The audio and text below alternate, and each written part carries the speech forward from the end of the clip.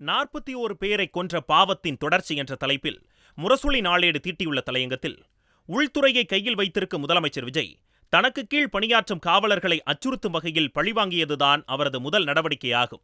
கரூர் காவல்துறையினரை முழுமையாக இடமாற்றியிருப்பதில் அவரது வஞ்சக எண்ணம்தான் வெளிப்பட்டுள்ளது.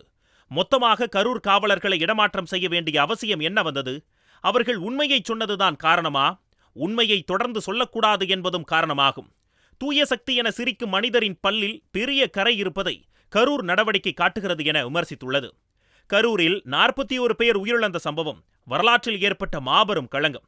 அதற்கு முழு பொறுப்பை ஏற்க வேண்டியவர் விஜய் மட்டும்தான். ஆனால் அப்போது அங்கு காவலுக்கு இருந்த போலீசாரை வேட்டையாடி இருக்கிறார் முதலமைச்சர் விஜய்.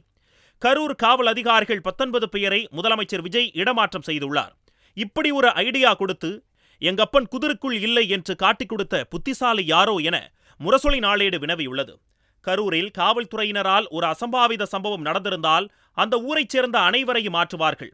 ஆனால் விஜய் சொன்ன நேரத்துக்கு வராததால் சாப்பாடு இல்லாமலும் தண்ணீர் இல்லாமலும் செத்துப்போனவர்களுக்கு கரூர் காவல்துறை எப்படி பொறுப்பாக முடியும்?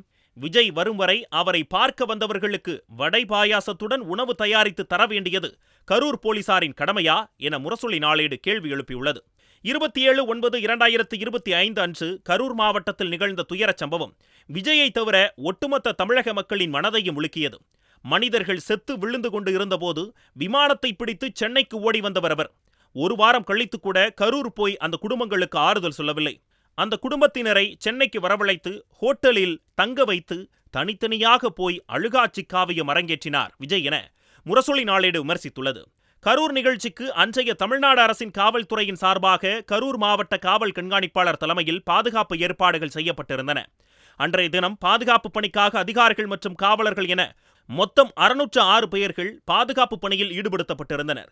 மேலும் தீயணைப்புத்துறையை சேர்ந்த 17 வீரர்கள் அங்கு பணியில் இருந்தனர். வழக்கமாக அரசியல் பரப்புரை கூட்டங்களுக்கு வழங்கப்படும் பாதுகாப்பு காவலர்களின் எண்ணிக்கையை விட அதிகமாகவே வழங்கப்பட்டிருந்தது. கூட்டம் நடத்த அனுமதி கோரி கொடுத்த கடிதத்தில் மாலை 3 முதல் இரவு 10 மணி வரை என்று குறிப்பிட்டிருந்தார்கள். ஆனால் செய்தியாளர் சந்திப்பு மற்றும் சமூக ஊடகங்களில் மதியம் 12 மணிக்கு கட்சித் தலைவர் கரூர் வருவதாக அக்கட்சியின் செயலாளர் புசி ஆனந்த் தெரிவித்திருந்தார். இதனால் கரூரில் காலை முதலே மக்கள் வரத் தொடங்கினர். உரிய நேரம் சொல்லப்படவும் இல்லை, சொல்லப்பட்ட நேரத்துக்கு வரவும் இல்லை. மதியம் 12 மணிக்கு வருவார் என்று பொதுமக்களுக்கு சொல்லப்பட்ட விஜய் இரவு 7 மணிக்குத்தான் வந்தார். 12 மணிக்கு அவர் வருகிறார் என்பதால் காலை 9 மணி முதலே கூட்டம் சேரத் தொடங்கியது. காலை 9 மணி முதல் நிற்கத் தொடங்கியவர்கள் இரவு 7 மணிக்குத்தான் விஜயை பார்க்கிறார்கள். 7 மணி நேரம் விஜய் தாமதமாக வந்ததற்கு விஜய் பொறுப்பா, கரூர் காவல்துறை பொறுப்பா என முரசொலி நாளேடு வினவியுள்ளது. காலை முதல் காத்திருந்த மக்களுக்கு குடிநீர் தரப்படவில்லை, குடிநீர் கிடைக்கவில்லை, உணவு வழங்கப்படவில்லை. உணவு வழங்க எந்தவிதமான ஏற்பாடுகளும் நிகழ்ச்சியை ஏற்பாடு செய்தவர்களால் செய்யப்படவில்லை. இயற்கை உபாதைகளை கழிக்க பெண்களால் வெளியில் செல்ல முடியவில்லை.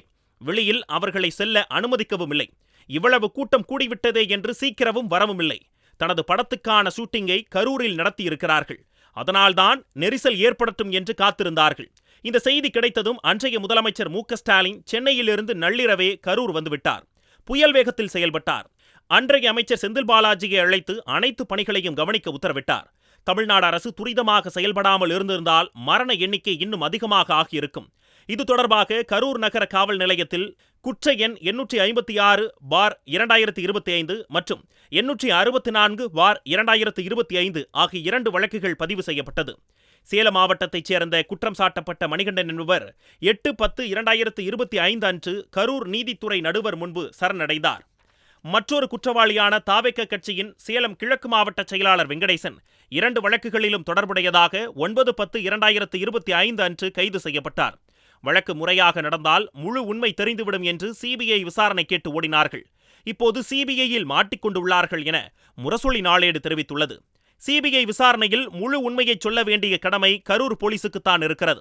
2 காவல் அதிகாரிகள் சிபிஐ முன்பு ஆஜராகி முழு உண்மையை சொல்லியிருக்கிறார்கள். இதனை தெரிந்து கொண்டுதான் அவர்கள் 19 பேரையும் இடமாற்றம் செய்துள்ளது விஜய் அரசு. 41 பேரை கொன்ற பாவத்தின் தொடர்ச்சிதான் இது. விஜய்க்காக காத்திருந்து மூச்சு திணறி உயிரிழந்தவர்களின் மொத்த எண்ணிக்கை 41. இதில் ஆண்கள் 13 பேர், பெண்கள் 18 பேர், குழந்தைகள் 10 பேர். இதில் ஆண் குழந்தைகள் 5, பெண் குழந்தைகள் 5. என்ன பாவம் செய்தார்கள் அவர்கள் என வினவியுள்ள முரசொலி நாளேடு, அவர்களது மரணத்துக்கு நீதி இன்னும் கிடைக்கவில்லை, ஆனால் அநீதிகள் தொடர்ந்து கொண்டே இருக்கிறது என்று விமர்சித்து தலையங்கத்தை நிறைவு செய்துள்ளது.